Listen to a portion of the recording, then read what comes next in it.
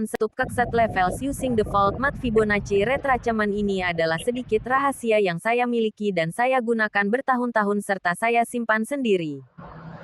Subuh ini setelah berpikir cukup lama akhirnya saya putuskan untuk saya bagikan. Jadi ini seperti ilmu rahasia lah. Hahaha.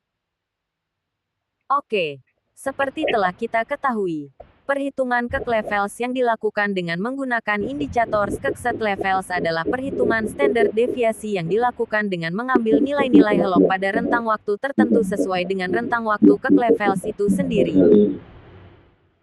Contoh, kek monthly levels digunakan untuk menghitung kek levels berdasarkan data helok bulan sebelumnya dan level yang dihasilkan digunakan untuk memprediksi level-level kritis pada periode bulan berikutnya. Pemanfaatan indikator ini bertujuan untuk mengotomatisasi perhitungan level-level kritis. Ya simplenya biar kita gak repot lah.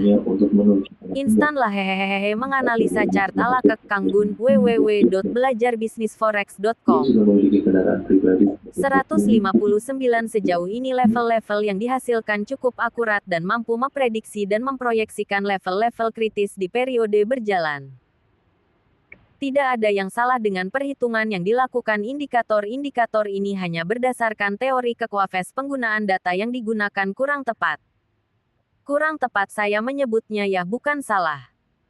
Nah, berdasarkan teori kekuafes seharusnya perhitungan standard deviations dilakukan dengan menggunakan data-data yang dimulai dari awal wave dan akhir wave untuk memprediksi dan memproyeksikan level-level kritis pada wave berikutnya.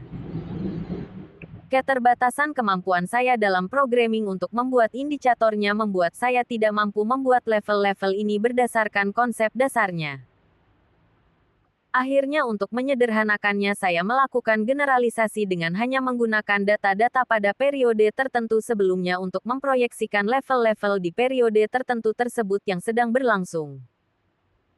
So far, level-level yang dihasilkan kek levels ini sangat akurat dan membantu saya dan mungkin Anda, yang menggunakannya untuk memprediksi level-level kritis. Hehehehehe gak tahu deh di Indonesia sendiri mungkin sedikit yang pakai tapi yang saya tahu teman-teman traders di US, Rusia dan Europe mulai menggunakan ini dan membahasnya di forum-forum mereka. Ini terbukti dengan ratusan email yang saya terima menanyakan tentang konsep dan dasar perhitungan level-level ini. Yang heran di Indonesia sepi banget bahkan gak ada Hicks. Kenapa ya? Padahal saya ingin traders Indonesia maju. Tapi mungkin kalau saya bule atau orang Rusia, mungkin ceritanya bakal lain. Bangsa kita mungkin masih gak bisa menerima hal baru muncul dari bangsanya sendiri.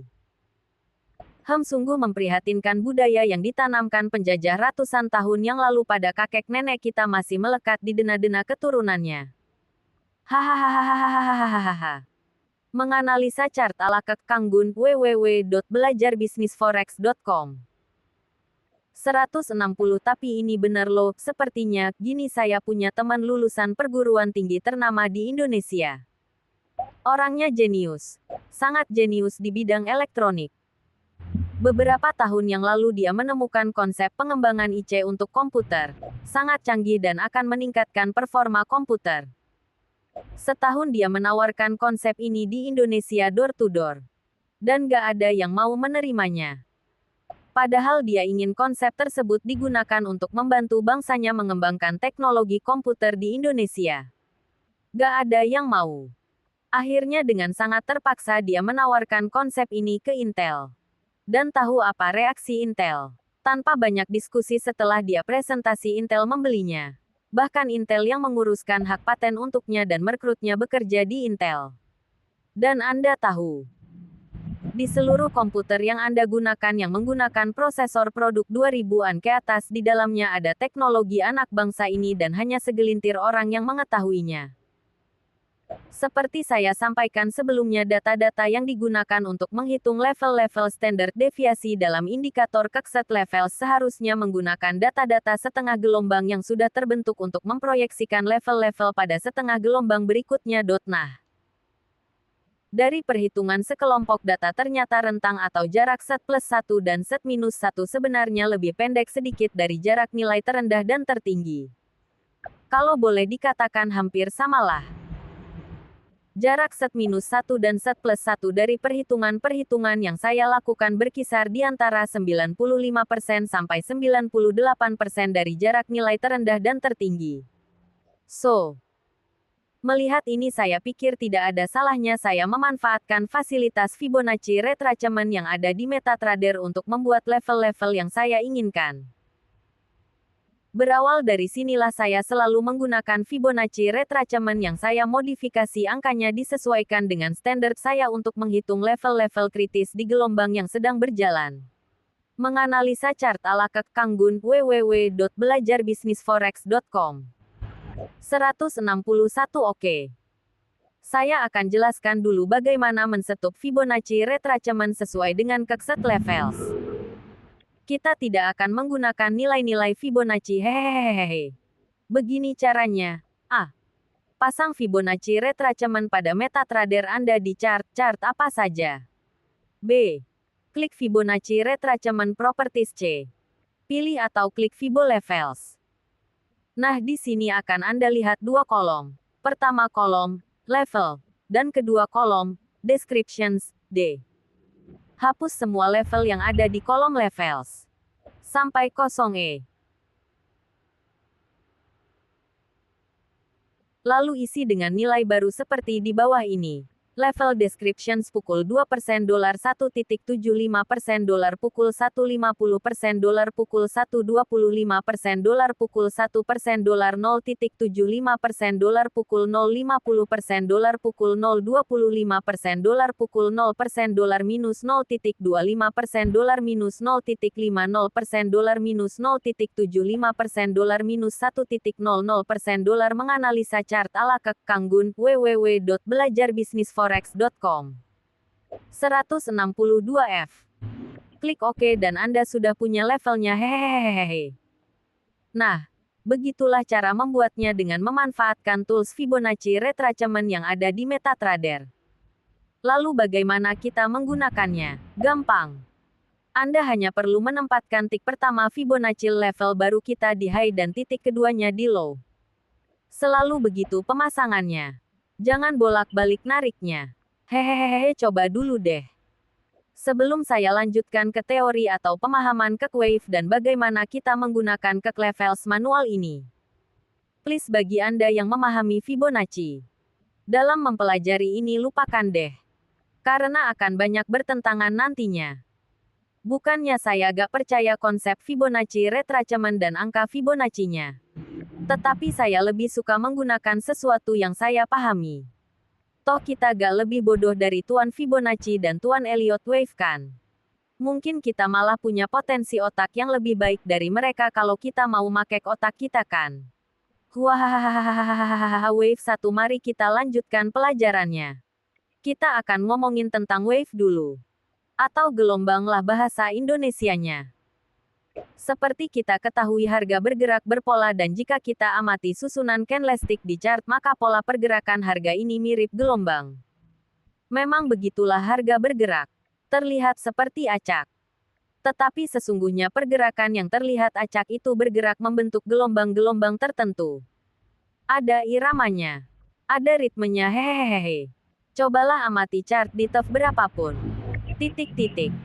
Anda pasti menemukan sebuah harga yang menjadi titik terendah dan titik tertinggi dalam periode tertentu.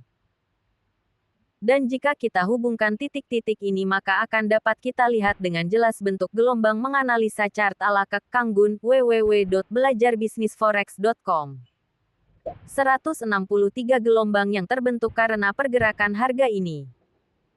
Nah, coba lihat gambar ini. Pada gambar di atas saya mencoba menentukan beberapa titik tertinggi dan titik terendah yang dapat dengan mudah ditangkap oleh penglihatan saya ketika melihat chart. Lalu saya hubungkan dengan garis titik-titik tersebut berurutan dan terbentuklah seperti gambar di atas.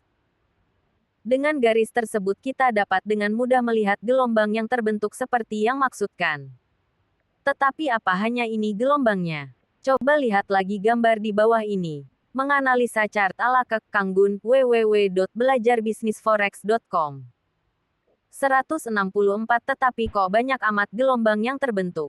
Yup, memang banyak sekali.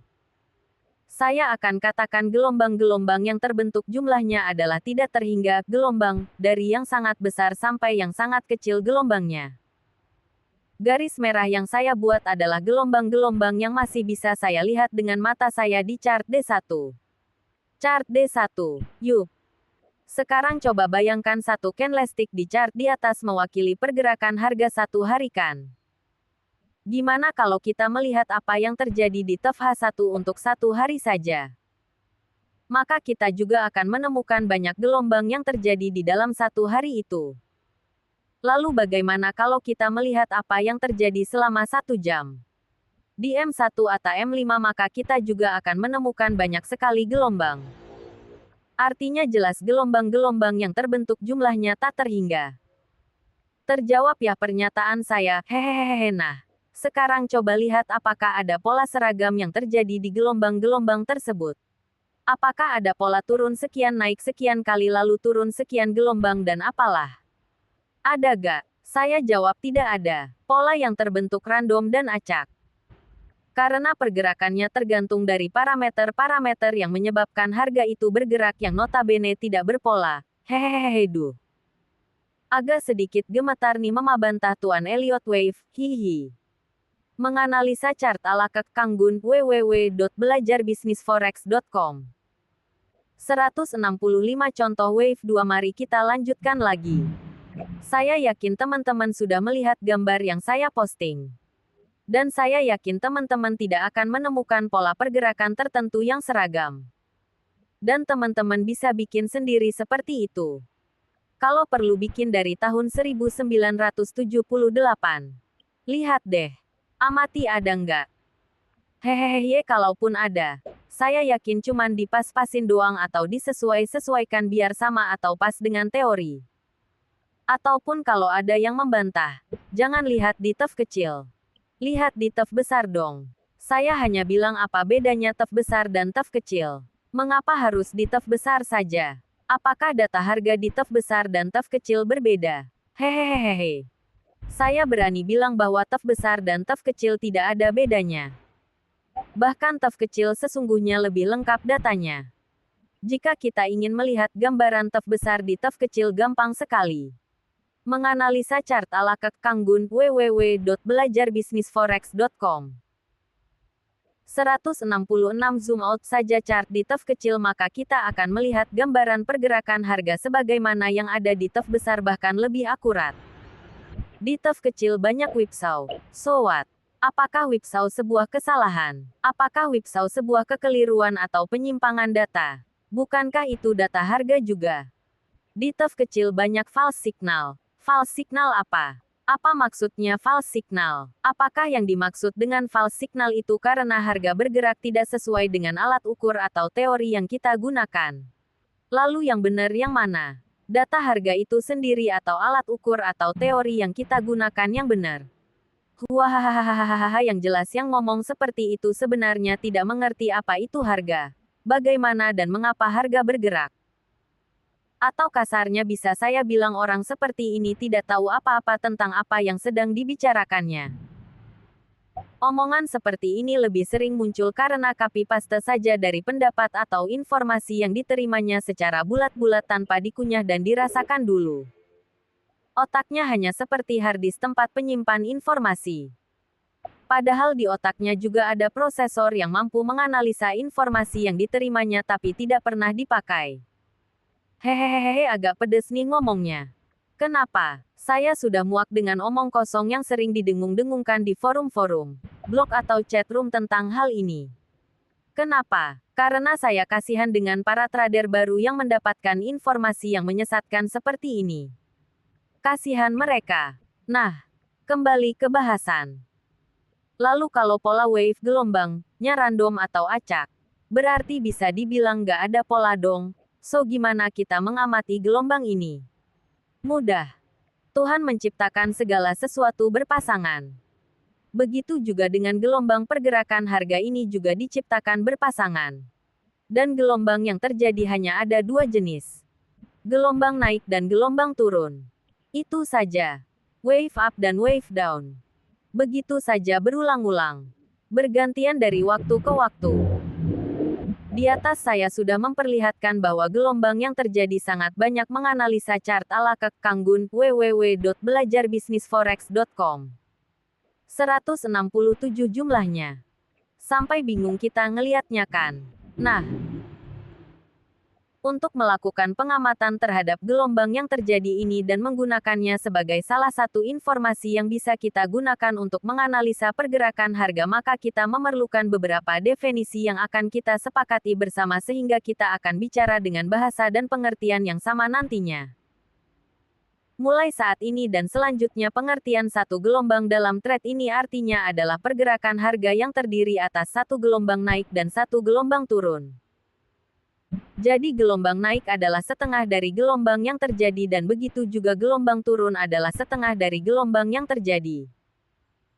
So, pergerakan harga kita katakan membentuk satu gelombang jika pergerakan tersebut terdiri atas satu gelombang naik dan satu gelombang turun. Simple ya. Oke. Selanjutnya mengenai definisi retrace dan reversal. Kita juga perlu samakan dulu definisinya biar gak bingung juga nantinya kalau kita berdiskusi di thread ini. Di muka saya sudah singgung mengenai Fibo level ya. Nah, kita akan menggunakan level ini sebagai ukuran untuk mendefinisikan retrace atau reversal. Seperti telah saya jelaskan di muka.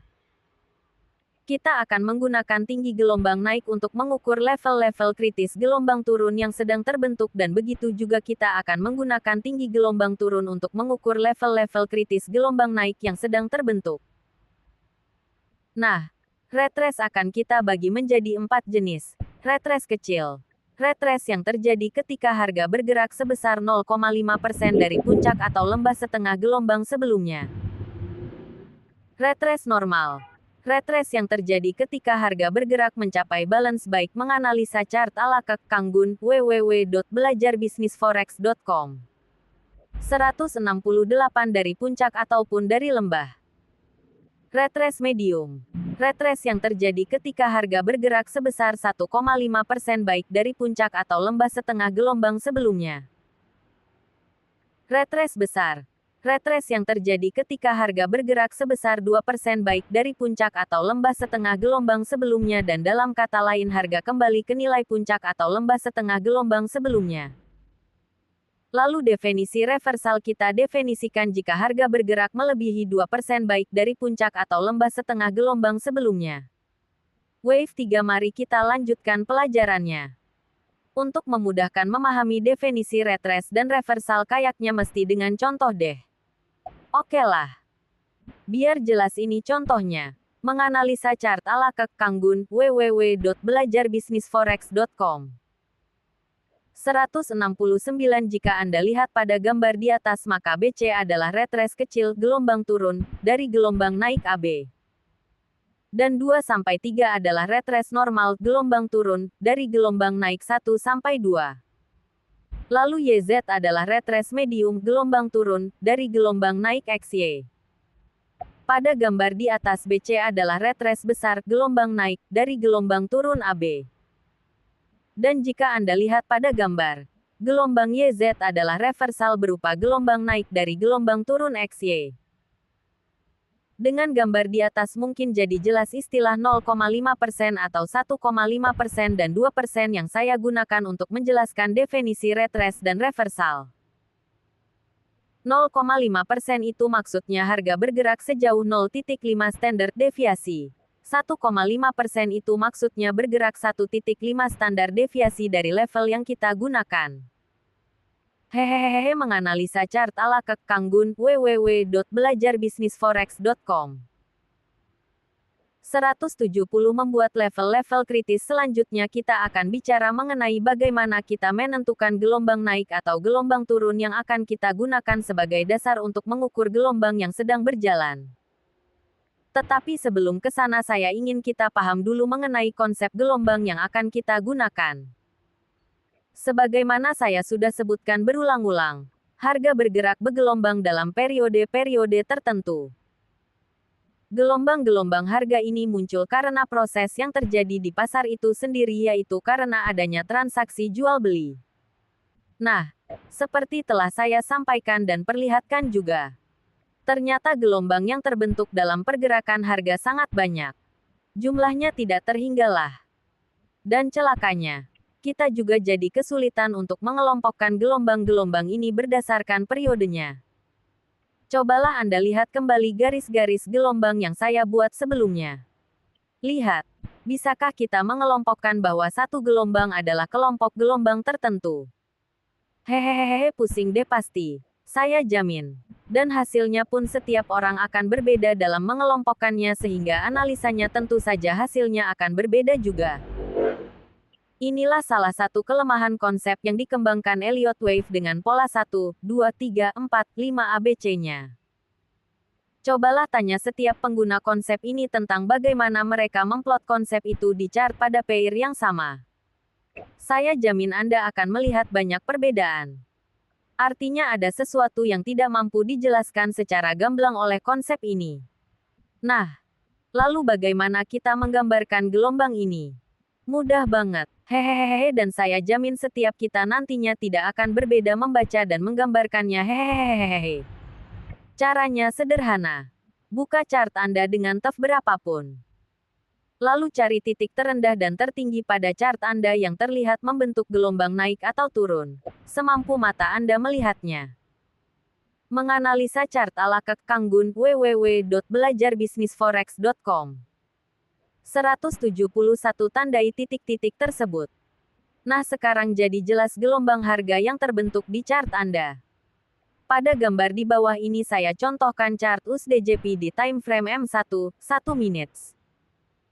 Hehehe, biar yang bilang bahwa M1 banyak whipsaw atau false signal melihat bahwa M1 tidak seperti yang mereka bilang.